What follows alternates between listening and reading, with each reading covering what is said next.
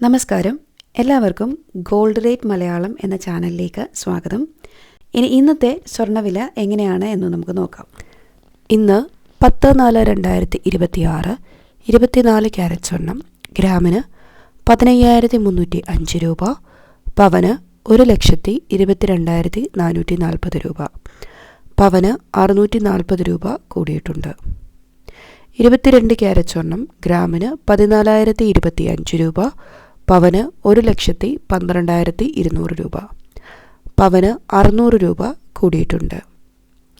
18 carrot സ്വർണം ഗ്രാമിന് 11,595 രൂപ, പവന് 92,760 രൂപ, പവന് 480 രൂപ കൂടിയിട്ടുണ്ട്.